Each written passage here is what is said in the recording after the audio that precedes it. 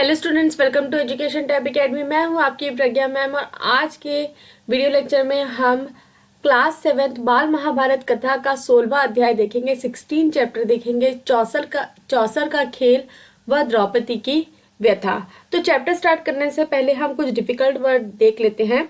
तो पहला है बरसक, पूरी तरह, खचाखच, अपनी क्षमता से अधिक भरा हुआ, वयोवृद्ध, अधिक उम्र वाले, सानी, बराबरी का, मुकाबले का, दुर्व, दैव, बदकिस्मती, विकल, परेशान, नाहक, व्यर्थ, बौखला, बहुत गुस्सा करना। तो ये थे यहाँ जो डिफिकल्ट वर्ड जो है, जो कठिन शब्द है, आगे चैप्टर्स में आने वाले हैं। अब हम चैप्टर स्टार्ट करते हैं। तो धृतराष्ट्र की बात मानकर विदुर पांडु के पास आए। उनको देखकर महाराज युधिष्ठिर उठे और यथोचित स्वागत सत्कार किया। विदुर आसन पर बैठे हुए शांति से बोले, हस्तिनापुर में खेल के लिए एक सभा मंडप बनाया गया है जो तुम्हारे मंडप के समान ही सुंदर है। राजा धृतराष्ट्र की ओर से उसे देखने चलने के लिए मैं तुम लोगों को न्योता देने आया हूँ। राजा धृतराष्ट्र की इच्छा है कि तुम सभी भाइयों सहित वहां आओ, उस मंडप को देखो और 2 हाथ चौसर भी खेल जाओ। तो यहाँ पे जो है धृतराष्ट्र जो है, इसके पहले चैप्टर्स में हमने देखा था कि कैसे जो दुर्योधन है धृतराष्ट्र को मना लेता है चौसर का खेल खेलने के लिए। तो अब क्या है, विदुर जो है दुर्योधन का न्योता लेके कहाँ जाते हैं, युधिष्ठिर के पास। कहाँ पर, हस्तिनापुर में। और उसे बताते हैं कि एक बहुत ही सुंदर सभा मंडप बनाया गया है, तो उसकी सुंदरता को देखने के लिए और वहां पे खेल खेलने के लिए जो है उन्हें न्योता देने के लिए वो आया है। किसकी तरफ से, धृतराष्ट्र की तरफ से। युधिष्ठिर ने कहा, चाचा जी, चौसर का खेल अच्छा नहीं है, उसमें आपस में झगड़े पैदा होते हैं, समझदार लोग उसे पसंद नहीं करते, लेकिन इस मामले में हम तो आप ही के आदेश अनुसार चलने वाले हैं, आपकी सलाह क्या है। तो युधिष्ठिर जो बोलता है वो बोलता है कि विदुर को कि चाचा जी, ये जो खेल है वो सही नहीं रहता और जो है जो व्यक्ति समझदार है वो इस खेल को बिल्कुल नहीं खेलेगा। तो वो उसी से सलाह मांगता है कि उसे क्या करना चाहिए। विदुर बोले, यह तो किसी से छिपा नहीं है कि चौसर का खेल सारे अनर्थ की जड़ होता है। मैं तो भरसक भरसक मतलब बहुत अच्छे से पूरी तरीके से कोशिश की थी कि इसे ना होने दूं, किंतु राजा ने आज्ञा दी है कि तुम्हें खेल के लिए न्योता दे ही आऊं, इसलिए आना पड़ा। अब तुम्हारी जो इच्छा है हो करो। तो यहाँ पे वो भी मानते हैं कि ये खेल सही नहीं है और वो बोलते हैं कि मैंने पूरी तरीके से कोशिश की ये खेल ना खेला जाए, लेकिन जो है राजा ने ये आज्ञा दी है, तो तुम्हारी इच्छा जो है उसके हिसाब से तुम काम करो। राजवंशों की नीति के अनुसार किसी को भी खेल के लिए बुलावा मिल जाने पर उसे अस्वीकार नहीं किया जा सकता था। इसके अलावा युधिष्ठिर को डर था कि कहीं खेल में ना जाने को ही धृतराष्ट्र अपना अपमान ना समझ ले और यही बात कहीं लड़ाई का कारण ना बन जाए। इन्हीं सब विचारों से प्रेरित होकर समझदार युधिष्ठिर ने न्योता स्वीकार कर लिया। यद्यपि विदुर ने उन्हें चेत दिया था। युधिष्ठिर अपने परिवार के साथ हस्तिनापुर पहुंच गए। नगर के पास ही उनके लिए एक सुंदर विश्राम गृह बना था।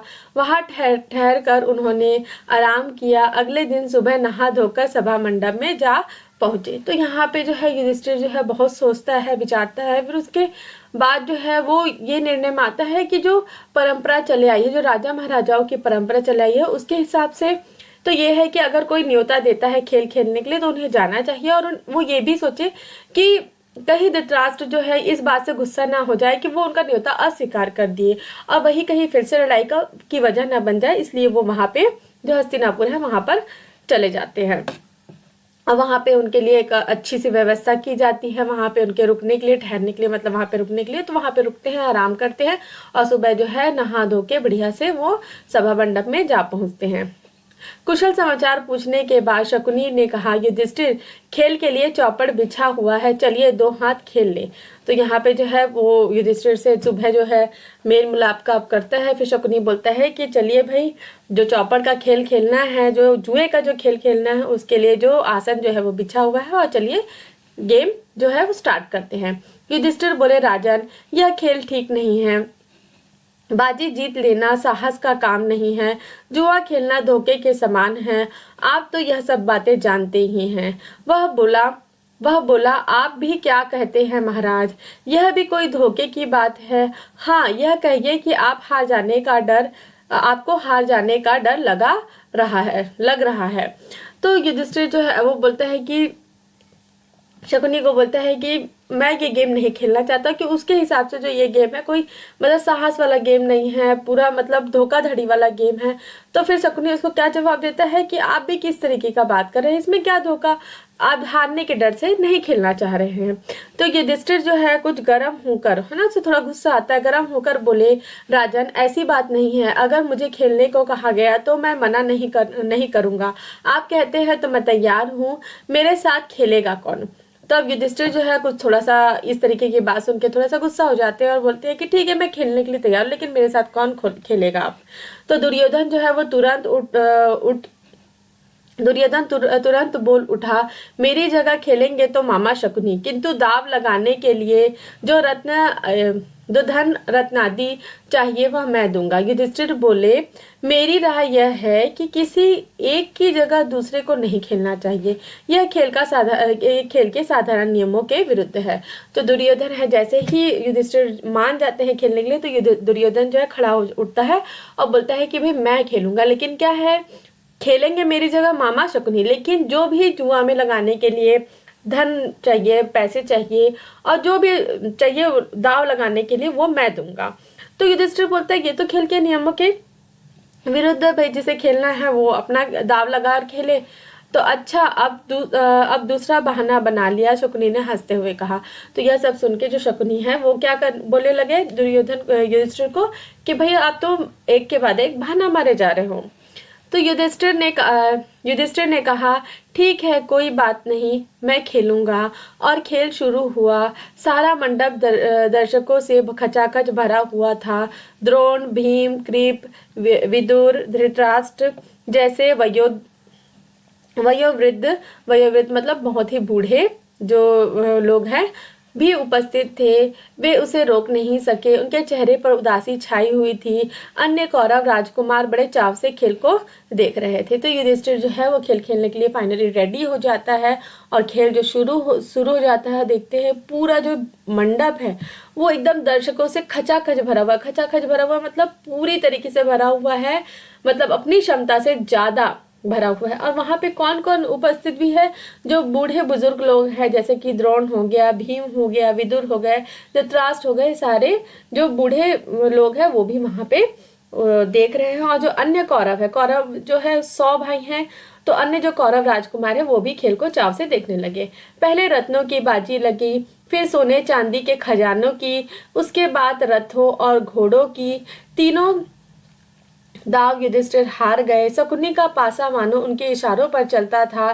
खेल में युधिष्ठिर बारी बारी से अपने गाय, भेड़, बकरियां, दास, रथ, घोड़े, सेना, देश देश की प्रजा सब खो बैठे। भाइयों के शरीर पर जो आभूषण और वस्त्र थे उनकी भी बाजी लगा दी और हार गए। तो यहाँ पे जैसे ही खेल जो शुरू हुआ, युधिष्ठिर जैसे जैसे अपना दाव लगाते जाते वैसे वैसे वो सारी चीजें हारने लगे। जो शकुनी पासा फेंकते थे, ऐसा लगता था जो वो चाहते हैं वही पासे में जो अंक है वही निकलते हैं। तो इस तरीके से क्या है, वो अपने सारी चीजें जो धीरे धीरे हारने लगे। और कुछ बाकी है, शकुनी ने पूछा। उसके बाद जो सारी अपनी धन संपत्ति हारने के बाद जो शकुनी है वो पूछते हैं, और कुछ बाकी है? तो यह सांवले रंग का सुंदर युवक मेरा भाई नकुल है, वह भी मेरा ही धन है, इसकी बाजी लगाता हूँ, चलो, युधिष्ठिर ने जोश के साथ कहा। शकुनी ने कहा, अच्छा तो यह बात है, तो यह लीजिए आपका प्यारा राजकुमार अब हमारा हो गया। कहते कहते शकुनी ने पासा फेंका और बाजी मान ली। तो अब कुछ नहीं बचा, तो युधिष्ठिर जो है अपने भाई की बाजी लगाता है, नकुल की बाजी, और उसे भी हार जाता है। युधिष्ठिर ने कहा, यह मेरा भाई सहदेव जिसने सारी विद्याओं का पार पा लिया है, इसकी बाजी लगाना उचित तो नहीं, फिर भी लगाता हूँ, चलो देखा जाएगा। यह चला और वह जीता। कहते हुए शकुनी ने पासा फेंका। सहदेव को भी युधिष्ठिर गवा बैठा। अब जो है युधिष्ठिर ने किसकी बाजी लगाई? सहदेव की बाजी लगाई। तो सहदेव जो है उसकी वो प्रशंसा करते हुए बोलते कि सारी विद्याएं जो है इसे पता है, इसका ये ज्ञाता है, और वो उसकी बाजी लगा देता है, और वो भी सहदेव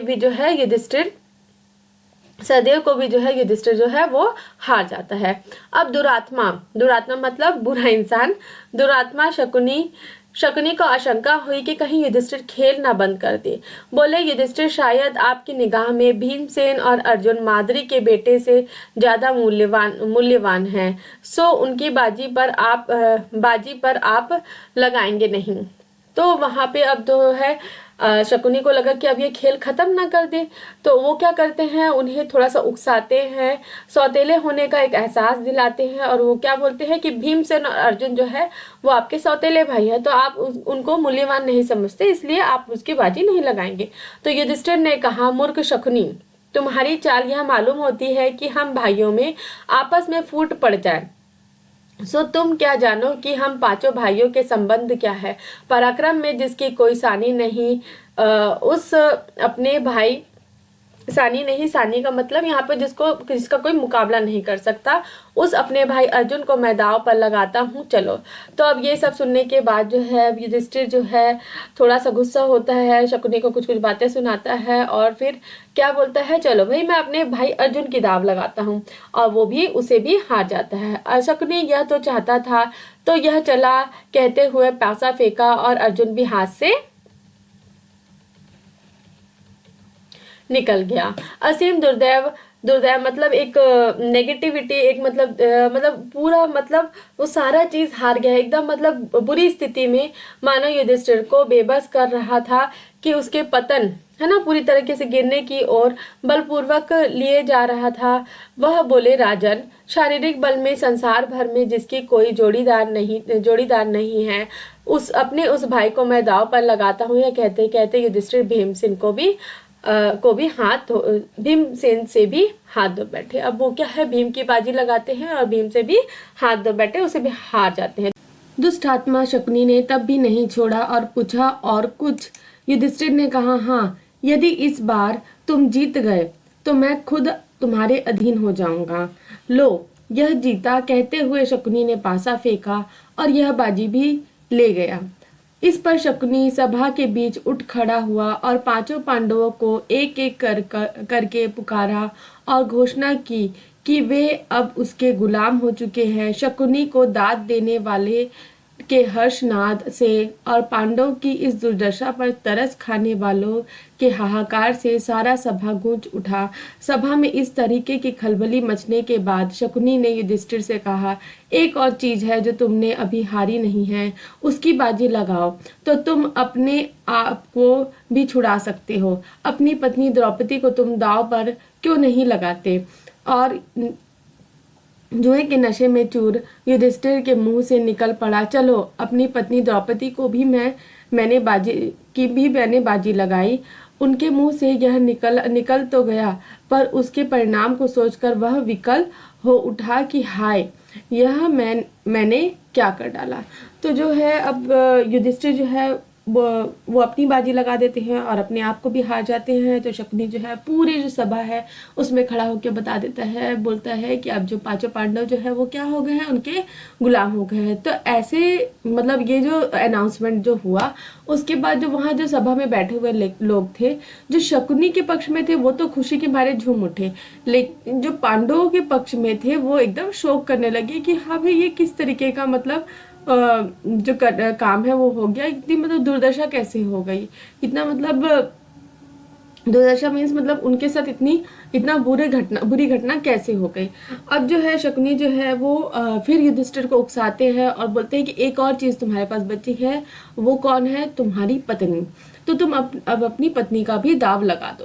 तो अब इतना मतलब युधिष्ठिर जो है उसको जुआ खेलने का इतना नशा हो गया था कि वो क्या बोल देता है, हाँ चलो मैं अपनी पत्नी को भी दाव में लगा देता हूँ। बोल तो देता है लेकिन विकल हो उठता है, परेशान हो उठता है कि हाय उसने क्या कर डाला।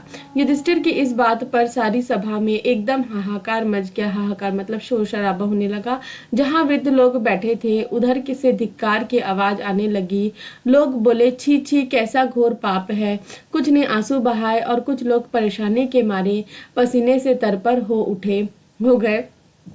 दुर्योधन और उसके भाइयों ने बड़ा शोर मचाया, पर युयुत्सु नाम के धृतराष्ट्र का एक बेटा शोक संपत्त हो उठा और ठंडी आह भरकर उसने सिर झुका लिया। तो युधिष्ठिर ने जैसे ही अपनी पत्नी को दांव पे लगाने की बात कही तो लोग क्या है उसकी निंदा करने लगे, उसको मतलब बोलने लगे कि कैसा कैसा है जिसने अपनी पत्नी को दांव पे लगाने के लिए राजी हो गया। तो यहाँ पे युधिष्ठिर दुर्योधन और उसके भाई जो है वो भी बहुत शोर में जाने लगे। पूरे सभा में भी हाहाकार मच गया, एकदम शोर शराबा होने लगा। लेकिन ये एक भाई जो धृतराष्ट्र का एक बेटा है युयुत्सु, ठीक है, जो कौरव में से एक बेटा जो है युयुत्सु धृतराष्ट्र का एक बेटा, वो उसके क्या उसे थोड़ा सा दुख होने लगा और वो ठंडी आह भरकर सिर झुकाकर बैठ गया। शकुनी के ने पासा फेंक कर कहा, ये लो और यह बाजी भी मेरी ही रही। बस फिर क्या था। दुर्योधन ने विदुर को आदेश देते हुए कहा, आप अभी रानीवास में जाएं और द्रौपदी को यहाँ ले आए, उससे कहें कि जल्दी आए। तो यहाँ पे जो है फिर शकुनी ने पासा फेंका और वो फिर जीत गया। और युधिष्ठिर जो है वो क्या हो गया, उसने क्या कर दिया, अपनी पत्नी को भी हार बैठा। फिर तुरंत जो है दुर्योधन विदुर को बोलते हैं कि तुम जाओ और रानीवास से द्रौपदी को यहाँ ले आओ। विदुर बोला, मूर्ख, नाहक क्यों मृत्यु को न्योता देने चला है। अपनी विषम परिस्थितियों का तुम्हें ज्ञान नहीं है। दुर्योधन को यह फटकारने के बाद विदुर ने सभासदों की ओर देखकर कहा, आपने अपने को हार चुकने के बाद युधिष्ठिर का कोई अधिकार नहीं था कि वह पंचाल राज की बेटी को दाव पर लगाए। तो वहां पे जो विदुर है वो थोड़ा सा दुर्योधन को बोलता है कि मूर्ख, तुम क्यों अपने मतलब जिसकी नाहक मतलब जिसकी बुद्धि भ्रष्ट हो गई हो, तुम क्यों अपने मृत्यु को न्योता दे रहे हो। यहाँ पे दुर्योधन को फिर एकदम फटकारने के बाद वो बोलते हैं कि भाई यहाँ पे मतलब जितने सभा में बैठे हुए लोग हैं उनको भी मतलब वो बोलने के लिए करते हैं कि भाई ये क्या हो रहा है। और जो युधिष्ठिर है वो अपने आप को हार गया है तो उसका क्या हक बनता है कि वो जो है पंचाल नरेश की जो बेटी है उसको दाव पे लगाए। पंचाल नरेश की बेटी कौन है, द्रौपदी। विदुर की बातों से दुर्योधन बौखला मतलब गुस्सा उठे। अपने साथी प्रातिकामी को बुलाकर कहा, विदुर तो हमसे जलते हैं और पांडव से डरते हैं। रानीवास में जाओ और द्रौपदी को बुला लाओ। आज्ञा पाकर प्रातिकामी रानीवास में गया और द्रौपदी से बोला, द्रुपद राज की पुत्री, चौसर के खेल में युधिष्ठिर आपको दाव में हार बैठे हैं। आप अब राजा दुर्योधन के अधीन हो गई हैं। राजा की आज्ञा है कि अब आपको धृतराष्ट्र के महल में दासी का काम करना है। मैं आपको ले जाने के लिए आया हूँ। तो विदुर नहीं जाने के लिए करते हैं तो दुर्योधन जो है वो बोलते हैं कि ये हमसे जलते हैं और ये हमेशा पांडवों के पक्ष मतलब पांडवों से डरते हैं, इसलिए वो अपना जो सारथी है प्रातिकामी उसको भेजते हैं। और वो वहां जाके बोलते हैं कि द्रौपदी को बोलते हैं कि चौसर का जो खेल है, जुए के जो खेल है युधिष्ठिर आपको हार बैठे हैं, अब आपको दासी का काम करना है, इसलिए आपको सभा में राजमहल में बुलाया जा रहा है। सारथी ने जुए के खेल में जो हुआ था उसका सारा हाल कह सुनाया। वह प्रातिकामी से बोली, रथवान, जाकर उन हारने वाले जुए के खिलाड़ी से पूछो कि पहले वह अपने को हारे थे या मुझे। सारी सभा में यह प्रश्न उनसे करना और जो उत्तर मिले वह मुझे आकर बताओ, उसके बाद मुझे ले जाना। तो वहां पे जो प्रतिकामी से वो बोलती हैं कि आप सभा में जाइए और पहले ये पूछिए कि वो पहले अपने आप को हारे कि पहले मुझे हारे, और जो उत्तर मिलेगा वो आके मुझे सुनाना। प्रतिकामी ने जाकर भरी सभा के सामने युधिष्ठिर से वही प्रश्न किया जो द्रौपदी ने उसे बताया था।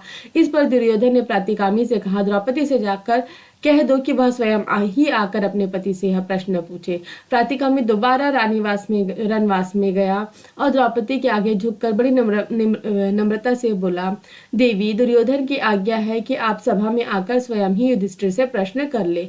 तो यहाँ पे जो है प्रातिकामी वहां जाकर सभा में पूछता है, तब दुर्योधन उसको क्या बोलता है कि भाई तुम जाओ और द्रौपदी को बोलो कि तुम खुद ही आके अपने पति से प्रश्न करो। फिर प्रातिकामी दोबारा वहां जाता है और द्रौपदी के आके झुककर बड़े ही प्यार से बोलता है कि देवी, दुर्योधन जो है वो आप कह रहे हैं कि आप ही आकर वहां सभा में प्रश्न पूछे। द्रौपदी ने कहा, नहीं, मैं वहां नहीं जाऊंगी। अगर युधिष्ठिर जवाब नहीं देते तो सभा में जो सज्जन विद्यमान है उन सबको तुम मेरा प्रश्न जाकर सुनाओ और उसका उत्तर आकर मुझे बताओ। तो द्रौपदी जो है वो फिर मना करती है कि वो सभा में नहीं जाएगी। तो तुम, युधिष्ठिर अगर उत्तर नहीं दे रहा है तो वहां पे जो बुद्धिमान लोग हैं, जो वहां पे बूढ़े बुजुर्ग लोग हैं, उनसे जाकर पूछो और जो उत्तर है उसे मुझे बताओ। प्रातिकामी लौटकर फिर सभा में गया और सभासदों को द्रौपदी का प्रश्न सुनाया। यह सुनकर दुर्योधन झल्ला उठा। अपने भाई दुशासन से बोला, दुशासन, यह सारथी भीमसेन से डरता मालूम होता है। तुम्हें जाकर उस घमंडी औरत को ले आओ। दुरात्मा दुशासन के इससे अच्छी बात और क्या हो सकती थी। उसने द्रौपदी के गुथे हुए बाल बिखेर डाले, गहने तोड़ फोड़ डाले और उसके बाल पकड़कर बलपूर्वक घसीटता हुआ सभा की ओर ले जाने लगा।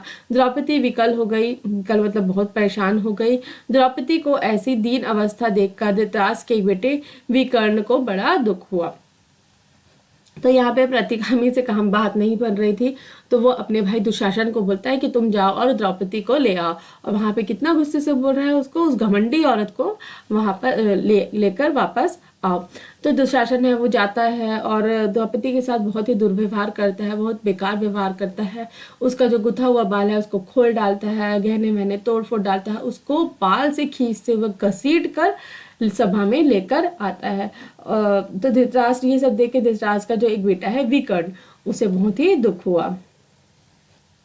उससे नहीं रहा गया, वह बोला, उपस्थित वीरों सुनिए, चौसर के खेल के लिए युधिष्ठिर को धोखे से बुलावा दिया गया था। वह धोखा खाकर इस जाल में फंस गए और अपनी स्त्री तक की बाजी लगा दी। यह सारा कार्य न्याय उचित नहीं है। दूसरी बात यह है कि द्रौपदी अकेले युधिष्ठिर की ही पत्नी नहीं है बल्कि पांचों पांडव की पत्नी है, इसलिए उसको दाव पर लगाने का अकेले युधिष्ठिर को कोई हक नहीं है। इसके अलावा खास बात यह है कि एक बार जब युधिष्ठिर खुद को ही दाव में हार गए थे तो उनको द्रौपदी की बाजी लगाने का अधिकार ही क्या था। मेरी एक और आपत्ति यह है कि शकुनी ने द्रौपदी के नाम लेकर युधिष्ठिर को उसको बाजी में लगाने के लिए उकसाया था। लोगों ने चौसर के खेल में के जो नियम बना रखे हैं यह उसके बिल्कुल विरुद्ध है। इन सब बातों के आधार पर मैं इस खेल को नियम विरुद्ध ठहराता हूँ। मेरी राय है कि द्रौपदी नियम पूर्वक नहीं जीती गई है। तो जो विकर्ण है वो उठता है, उसे नहीं रहा जाता ये सब जो दिख रहा है। तो फिर वो उठता है, खड़े होकर बोलता है कि ये सब जो है वो पूरा न्याय के विरुद्ध हो रहा है, द्रौपदी को गलत तरीके से जीता गया है। वो पूरा आपत्ति लगाता है। युवक विकर्ण के भाषण से वहां उपस्थित लोगों के विवेक पर भी भ्रम का पर्दा हट गया। सभा में बड़ा कोलाहल मच गया। यह सब देखकर कर्ण उठ खड़ा हुआ और क्रोध होकर बोला, विकर्ण, तुम बच्चे हो, सभा में इतने बड़े बूढ़े के होते हुए तुम कैसे बोल पड़े। तुमने क्या यहाँ बोलने और तर्क वितर्क करने का कोई अधिकार नहीं है। तो अब ये सब हुआ तो फिर पूरा सभा जो है हल्ला मच गया वहां पे सभा में। तो कर्ण जो है खड़ा होकर बोलता है, भाई तुम तो अभी बच्चे हो और इस तरीके की बातें करने का तुम्हारा कोई अधिकार नहीं है। यह देखकर दुशासन द्रौपदी के पास गया और उसका वस्त्र पकड़कर खींचने लगा। जो जो वह खींचता गया त्यों त्यों वस्त्र भी बढ़ता गया। अंत में खींचते खींचते दुशासन की दोनों भुजाएं थक गई। हाँफते हुए वह थकान से चूर होकर बैठ गया। सभा के लोगों में कपकपी सी फैल गई और धीमे स्वर में बात होने लगी। इतने में भीमसेन उठा और उसके होठ मारे क्रोध के फड़क रहे थे। ऊंचे स्वर में उसने यह भयानक प्रतिज्ञा की कि उपस्थित सज्जनों, मैं शपथ खाकर कहता हूं कि जब तक भरत वंश के परबट्टा लगाने वाले इस दुरात्मा दुशासन की छाती चीर ना दूं तब तक इस संसार को छोड़कर नहीं जाऊंगा। भीमसेन की इस प्रतिज्ञा को सुनकर उपस्थित लोगों के हृदय में भय के मारे थर्रा उठे। तो यहाँ पे जो है अब ये सब देखने के बाद जो है दुशासन जो है वो जो है द्रौपदी की साड़ी खींचने लग जाता है, और जैसे जैसे वो साड़ी खींचता था साड़ी जो बढ़ते जाती थी, और वो ऐसे करते करते करते क्या है बहुत ही थक के हाँपने लगता है और एकदम थक के चूर हो जाता है। अब भीम से भी रहा नहीं गया, भीम जो है खड़े होते हैं और उसको बोलते हैं कि, और बहुत ही गुस्से से एकदम बोलते हैं, उनके मतलब होठ फड़फड़ाते रहते हैं और वो बोलते हैं गुस्से से कि जब तक इस जो दुष्ट दुशासन है उसकी छाती ना फाड़ दूं, चीर ना दूं, तब तक मैं इस दुनिया को छोड़ के नहीं जाने वाला हूं। और ये सब सुन के जो सारे सभा के लोग हैं वो भी बहुत ही भय मतलब बहुत ही डर जाते हैं। इन सब लक्षणों से धृतराष्ट्र ने समझ लिया कि यह सब ठीक नहीं हुआ है। उन्होंने अनुभव किया कि जो कुछ हो चुका है उसका परिणाम शुभ नहीं होगा, यह उनके पुत्र और कुल के विनाश का कारण बन जाएगा। उन्होंने परिस्थिति को संभालने के इरादे से द्रौपदी को बड़े प्रेम से पास बुलाया और शांत किया और तथा सांत्वना दी। उसके बाद वह युधिष्ठिर की ओर मुड़कर बोले, युधिष्ठिर, तुम जो अजात शत्रु हो, उदार हृदय के भी हो, दुर्योधन की इस कुचाल को क्षमा कर दो और इन बातों को मन से निकाल दो और भूल जाओ और अपने राज्य तथा संपत्ति आदि सब ले जाओ और इंद्रप्रस्थ जाकर सुख पूर्वक रहो। तो यहाँ पे जो है इतना कुछ देखने के बाद अब धृतराष्ट्र जो है उठते हैं और बोलते हैं ये सब ठीक नहीं हुआ। और ये सब देख के मतलब लड़ाई झगड़ा देख के वो मतलब समझ जाते हैं कि अगर आगे ये बात चली, अगर आगे ये बात बढ़ती गई तो फिर क्या है विनाश होना निश्चित है। तो युधिष्ठिर वो द्रौपदी को पास बुलाते हैं, उसे प्रेम से बात करते हैं, उसको समझाते हैं। फिर युधिष्ठिर को भी बोलता है कि मतलब जो भी दुर्योधन ने जो ये सब किया है उसको अब माफ कर दो और अपना जो धन संपत्ति है उसको लेकर अपना जो राज्य है इंद्रप्रस्थ वहां जाकर सुख से रहो। धृतराष्ट्र की इन मीठी बातों को सुनकर पांडव के दिल शांत हो गए और यथोचित अभिवादन आदि के उपरांत द्रौपदी और कुंती सहित सब पांडव इंद्रप्रस्थ के लिए विदा हो गए।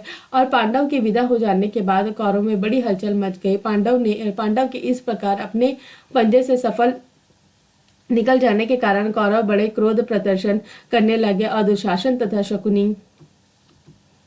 शकुनी के उकसाने पर दुर्योधन पुनः अपने पिता धृतराष्ट्र के सिर पर सवार हो गया और पांडव को खेल के लिए एक बार और बुलाने को राजी कर लिया। युधिष्ठिर को खेल के लिए बुलाने को फिर दूत भेजा गया। पिछली घटना के कारण दुखी होते हुए भी युधिष्ठिर को यह निमंत्रण स्वीकार करना पड़ा। युधिष्ठिर हस्तिनापुर लौटे और शकुनी के साथ फिर चौपड़ खेला।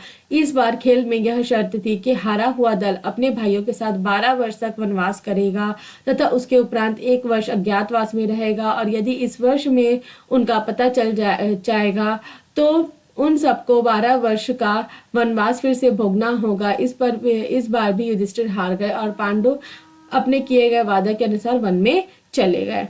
तो अब जो है धृतराष्ट्र ने जैसा बोला वैसे वो जाके अपने राज्य में सुखपूर्वक रहने लगे। तो अब जो है कौरव जो है उनको मतलब बहुत ही गुस्सा आने लगा कि कैसे मतलब जाल में फंसी हुई मछली बाहर निकल गई, उस तरीके का मतलब वो सोचने लगे। और फिर जो है दुशासन जो है वो इतना मतलब बेकार इंसान है, वो फिर से गया अपने पिता के पास और फिर से जुआ खेलने के लिए युधिष्ठिर को उसने न्योता भिजवाया। अब इस बार जो है जो जुए का शर्त क्या था, चौपड़ के खेल का शर्त क्या था कि जो भी पक्ष ना दो दल खेलते हैं जुआ, तो जो भी पक्ष हारेगा उसको क्या करना होगा, उसको जो है 12 वर्ष का है ना 12 वर्ष का वनवास भोगना पड़ेगा और 1 वर्ष का अज्ञातवास मतलब उनको वो जहां रह रहे हैं उसके बारे में किसी को भी पता नहीं चलना चाहिए।